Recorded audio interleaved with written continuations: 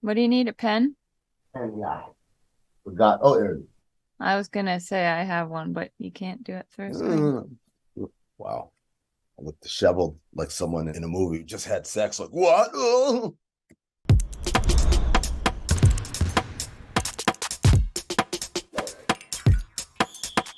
Welcome to Oddball. I'm Amin Elhassan. That over there is Charlotte Wilder.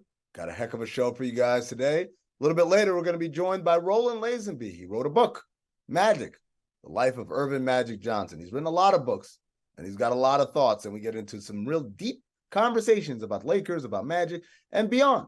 But first, the headlines.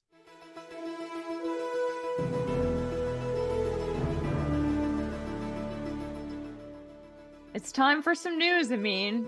That's And I'm right. going to start us off by telling you all that the LA Clippers haven't won a game since James Harden joined the team. They are now 0-4 with Harden.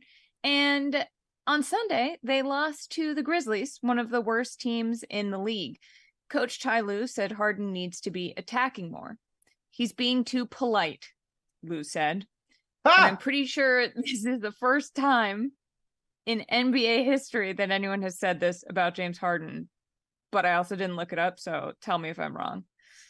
Harden even did this amazing move where he touched the bottom of his shoe before airballing a three. And it just makes you think. He said he was the system, right? And Mm-hmm. most of the systems in America are broken, so maybe he wasn't lying. Ouch. Put him on the That's list. a political joke for you all.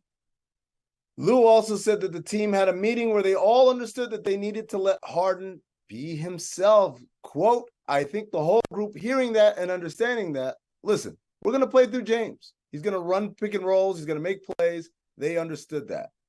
It's interesting that Lou said everyone understood, given that Russell Westbrook, when being subbed out of the game with 2 minutes left against the Grizzlies, pointed to himself and said, me? And then shook his head and said, nah, as he headed to the bench. Yeah, I think they all totally got the memo, Ty. Despite 38 points from Steph Curry, the Warriors fell 116 to 110 to the Minnesota Timberwolves, who were led by an agitated Anthony Edwards.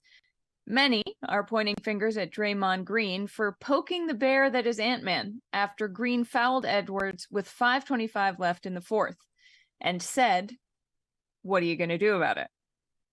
What Ant did do about it was score 8 points in 1 minute, 12 seconds, and led the Wolves to a 116-110 win over the Warriors at Chase Arena. It's like a real life Dennis the Menace. The old man yells at the kid to get off his lawn, and then the kid comes back and sets the lawn on fire. I just think, like, historically people have said don't poke the bear, but if anyone's earned the right to poke the bear, don't you think it's Draymond? Like, he's out there poking people like a freshman in college using Facebook in 2004. This dude is Pokemon. I mean, Only in Jamaica. There is, however, a silver lining behind that rain cloud that was the Warriors' loss. Steph scored those 38 points, and at 35, became the oldest player in NBA history to average 30 points a game through the first 10 games of the season. Pretty remarkable, right? When reached for comment, Oscar Robertson said, that's nothing. I remember when Bucky Buckerson averaged a whole straw penny in his first 7 innings at halfback the hour. Y'all don't remember, but Pepperidge Farm remembers. French toast, please. That's a direct raw quote. penny? Straw penny. Gotta Google that. Sticking with old men creating history, LeBron James became the first player in NBA history to reach 5,000 turnovers. You really got to hand it to LeBron. He's going to rewrite the history books one way or another. Except, I guess, this time he's the one who's handing it to everyone else, right? But hey, it's a record. A record's a record. LeBron also became the first player to have 5,000 turnovers where none of them were his fault. It's true. Look it up. Kelly Oubre Jr. was hit by a car in Philadelphia on Saturday night. He avoided more serious injuries but will miss significant time due to broken ribs and bruises. The following day, Tyrese Maxey scored 50 points in the Sixers' 137-126 win against the Pacers, and he dedicated the victory to Oubre. For the Sixers, this is a classic rom-com situation. You get dumped by the it girl, and then you realize that the one you love was right there in front of you all along. Tyrese Maxey just took off his glasses and let down his hair, folks. She's all that. Uh, How's the of movie? Yeah, that's the movie. Yeah, okay. Seriously though, Maxie said of Oubre, love my dog, man. You know, I just met him, but I love him. And for some reason, I think that might be the cutest thing I've ever heard on an NBA broadcast. Oh. Just met him, but I love him. It's so sweet. Speaking of cute, after a miserable start to their season, losing 8 of 9 games, Grizzlies coach Taylor Jenkins went on a post-game rant directed at the officials, saying that the officiating in their loss against the Jazz was, quote, f***ing atrocious. In response, the refs used those same 2 words to describe the Grizzlies season. After beginning the season 0-3, the Rockets extended their winning streak to 6 in a huge win Sunday night over the defending champion Denver Nuggets, 107-104. The 6-3 Rockets have climbed up to the 4th slot in the Western Conference for the first time since 2020. The most annoying Dylan Brooks storyline is going to be if he keeps talking trash, but like actually does it. Like we have to take him seriously. Yeah, no, that's a risk we're willing to take. I'm right like exhausted thinking about it. I mean, head coach Michael Malone agreed to a contract extension with the Denver Nuggets that will make him one of the highest paid coaches in all the league. Not to be confused, of course, with the highest paid coach in the league. I mean, come on. It's a joke. Come on. Pop can take it. Besides, glaucoma. In a post-game press conference following the New Orleans Pelicans' 136-124 loss to the Dallas Mavericks, Zion Williamson expressed frustration with his role. Take a listen. Trying my best to buy in right now. Man, that dude is just hangry. I thought we were retiring these jokes. He's not. It's not a weight joke. He's in great shape, but that doesn't mean he doesn't miss it. Oh, he's talking about, I'm trying to get with the program. What do you think the program is? You think it's plays? No, it's plates. The Oklahoma City Thunder came into Phoenix Sunday night and secured a 111-99 victory behind 35 points and 7 rebounds from Shai Gilgeous-Alexander. After the game, when asked about changing the perception that the Thunder are just a young team, Shai said, quote, I think it comes from everyone wanting to win. That's what it's all about. It's why we play the game. Wanting to win. Huh. How about that? Hey, Sam, I figured it out. All you have to do is flip that switch and make them want to win. 5 years down the drain. Gosh. What a concept. Here's a headline for you, Amin. Jordan Poole gets honest about difference between Warriors and Wizards. Hold on. Whoa. Okay. All right. Hold on. Let me get a sip of water. All right. Are you ready? I'm all ears. I mean, we could just stop there because that's the joke, but I'm going to tell you what he said. It's a bit different too. Like once your contract is signed and once you got a ring, especially everything that needed to be done in Golden State got done. Poole said via Jake Fisher of Yahoo Sports. I got a ring, made sure my family is straight, a good situation to come into Washington and just kind of have my own team play my own type of basketball. He sure is playing his own type of basketball, I mean. We can sure put him on the not lying list. That's for certain right there. He's telling the truth. Telling the truth. Did you see this, Charlotte? Right? So from Sunday night against the Nets, some fan took video of the Wizards huddle, and you can read Poole's lips as he says like the most terrifying words in basketball. It's my team. I got this. Oof. There are only like 3 people in basketball you'd actually want to hear. More than 3, but not. He's not in it. Terrifying. Meanwhile, the only thing Kyle Kuzma's got is a hell of an outfit. Here's him showing up to the game, dressed in all leather. After the game, he went back down to Constitution Hall in D.C. and did 70 minutes of stand-up about his Aunt Bunny falling down the stairs. I mean, I just think it looks like he's auditioning for the next John Wick. All right, that's going to do it for headlines. Next up, our conversation with Roland Lazenby, the author of Magic, The Life of Earvin Magic Johnson. Nailed it.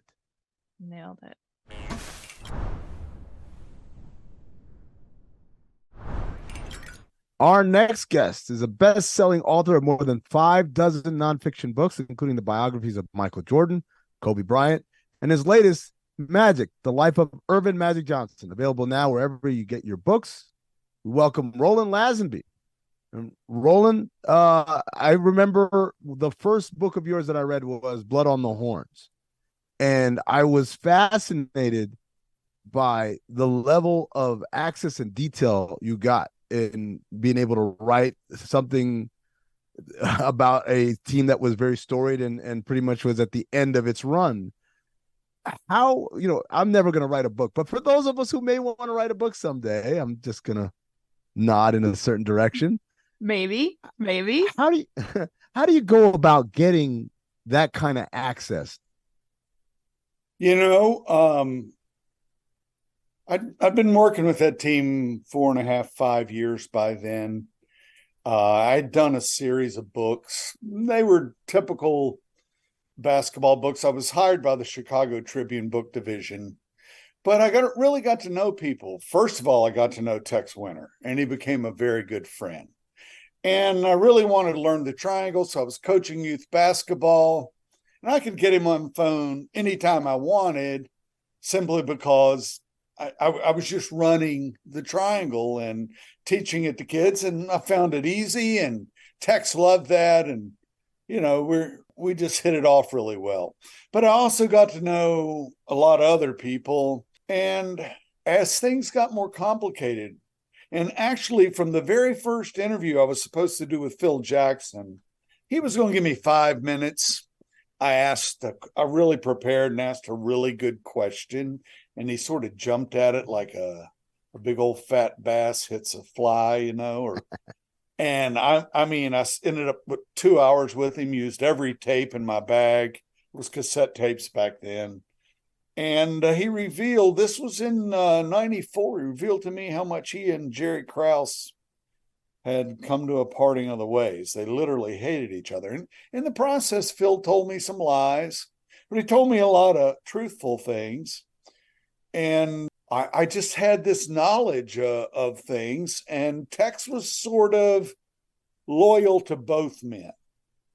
And so many of the Bulls' problems in that Last Dance season finally were about Phil and Jerry Krause, and with Tex in the middle trying to sort of hold things together. And of course, in the middle of all that was Michael and his fury with Jerry Krause, because for years Jerry Krause had sort of stupidly antagonized Michael, and it was just a fight for credit in a lot of ways, but there were other things that factored in. Scottie Pippen's money, and I just couldn't believe that it would end like it did. And I kept going through that season with them, and I'd gotten pretty good about picking my time to get one-on-ones, and I worked very hard to get one-on-ones with Michael, and then I didn't have to work as hard to do that with other people, but Michael was a real challenge, and I got those, and I got a good book. Roland, when it came to the Magic book, you have some exclusive interviews in there that are also super impressive. Were there any people in the process of reporting this where you had a similar experience to Phil Jackson? And I wonder, as time has gone on, are people less or more reluctant to speak to you as things can get spun out in headlines more these days because of, this sort of gossip attention economy we've got going on? Yes and no. Mm-hmm. I'm a really big context guy. I like to go deep into family background. I'm a big believer in culture, a big believer that basketball is a huge factor in cultural understanding. And that in some ways, I was just trying to do an archaeology project with Magic.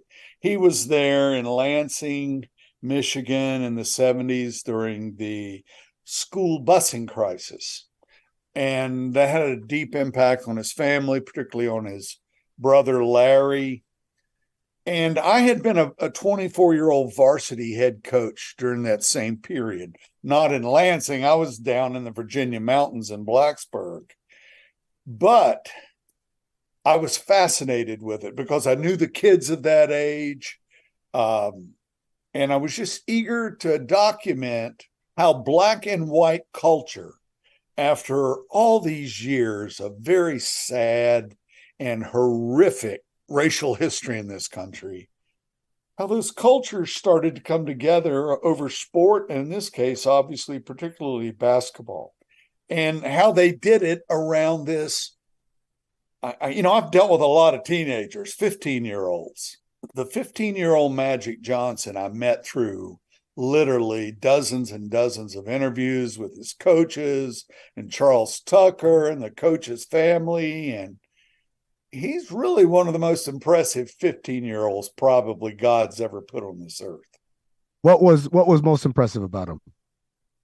His tremendous emotional intelligence.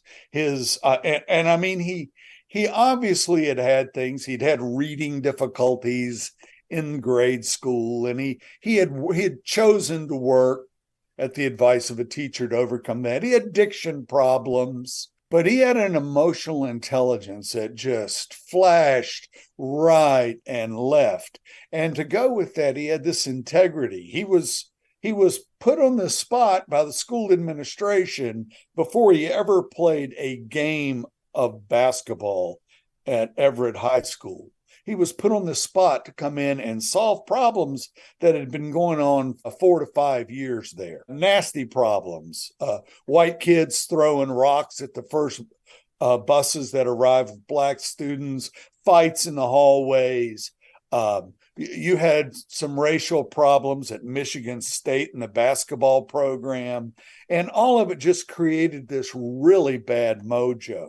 Plus, in 1972, Earvin's brother was one of 5 black boys right before Christmas, the first group of black boys to play at Everett, who were kicked off the basketball team and by the white coaches.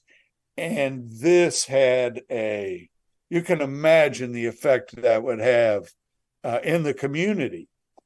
And the guy who was called in to sort of sort out this dismissal was Dr. Charles Tucker, who had been a very good junior college basketball player, was in the process of getting his PhD in psychology, but would go on not only to become Magic Johnson's youthful advisor and advise him for years, but would become the advisor and agent to Isaiah Thomas, Mark Aguirre, a whole array of figures over the years.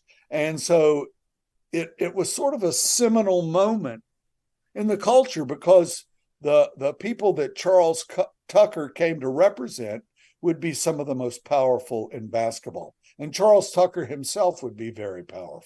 How did you see that exhibited in Magic's life? You talk about how he had such an amazing emotional intelligence as he began to rise through, pop culture, as you say, in basketball, bridging this. How powerful did he become when it came to changing the way people looked at the NBA? Oh, he set the tone. The NBA had been a troubled enterprise for decades. And for a pretty good while, the only way the NBA was selling tickets at any successful level was to pair games and have double headers with the Harlem Globetrotters. And fans would come to see that great fun. But the NBA was a lower rung American sport. There's just no two ways about it. It was it had a core of really good fans, but just not enough of them. And that persisted through integration and into the 60s. The Celtics with Bill Russell would win those 11 NBA championships, an absolutely amazing run. And yet they would never sell out their home opener each fall the next year. Of course, today, the fan base is global. It's deep. Basketball has some problems, obviously, still, but the figures who really came along and delivered American basketball Guys like Magic Johnson, Michael Jordan, Kobe Bryant, Larry Bird. These are global figures. And in particular, in terms of the black males, this is not a political black power. When you speak of black power, traditionally, we think of that as political power in this country. But another thing I was looking at was the empowerment of black males around the busing crisis in the 70s. And it was fascinating stuff. It also, of course, is about the acquisition of power by a figure such as Magic Johnson, who is rising in basketball. He forms this great relationship with this new owner of the Lakers, this playboy, Jerry Buss, and they basically are playboy friends.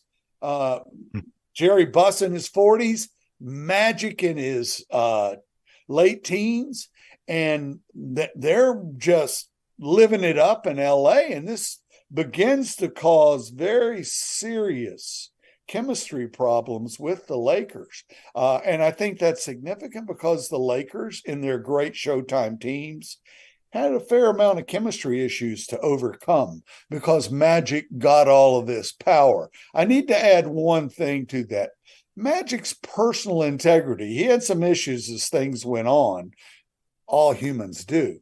But as a teen, he was given this power by the administration to solve problems, but that never corrupted him. He would hold out for concessions for Black students in this integrated setting. When problems got tough his junior year, he just called his own assembly and called the school out to the football stadium, which the same principal who empowered him freaked out over this. What's this kid doing calling an assembly? And Magic got everybody out there and said, look, we got to get along. We got games to win. We can't be having these issues. And it was more sort of a pep rally for unity, but the school officials were scared to death that it was going to create, that could have exploded easily. In situation after situation, he just delivered, and he did it without, there's no sign. He had plenty of confidence, but he never, ever got the big head and, tried to abuse that power. Thinking about all the content that's come out over the last few years surrounding the Showtime Lakers and really Magic Johnson. You got Magic's got his own multi-part documentary on Apple. You have the Lakers had their multi-part docuseries on Hulu. You had obviously Winning Time, the fictionalized TV show that was based on Jeff Pearlman's book about Showtime. None of these pieces of content did I ever hear that part about Magic having that kind of power, wielding that kind of power as a teenager. And I'm particularly surprised that his own documentary wouldn't even bring up something like that, which I would feel would be a seminal moment for someone to think about. That was the moment I realized, wow, my voice is a lot louder and goes a lot further than your average star, of the football team or the basketball team, whatever. How is Magic's relationship with that power dynamic, do you think? I think it's why we see in Forbes today that he's a billionaire. He's still chasing Michael, and that is a dynamic that drives a lot of this. Michael's got $3 billion, Magic's got $1 billion. And, those two are still going at it. They're friends, but there is a heavy competition there. He is such a control freak, and he was a control freak from a young age. And he, as Dale Beard, his high school teammate, his best man in his wedding, explained to me, I couldn't play my game. I had to play the way Magic wanted me to play, or I wasn't going to play. Now, that wasn't just true of the players. The coaches of that team had to coach the way Magic needed them to coach. And he didn't say that to him. He controlled the whole thing with the way he played. And he changed coaching with that. And it factors into a lot of things. He is very much a control freak. I miss the campus bookstore. No, don't miss that. Oh, the books that cost $200? No, not the used ones. Okay, good luck. Look at this one. The used ones. Good luck finding a used one. I had I must all be the used only one who ones. needs this book. No, they had like a whole. It was like from year to year. No, Dude, people were buying up. That was the first shit to go. yeah. You Well, I get guess I caught- was in there early. Nerd. We were sharing books.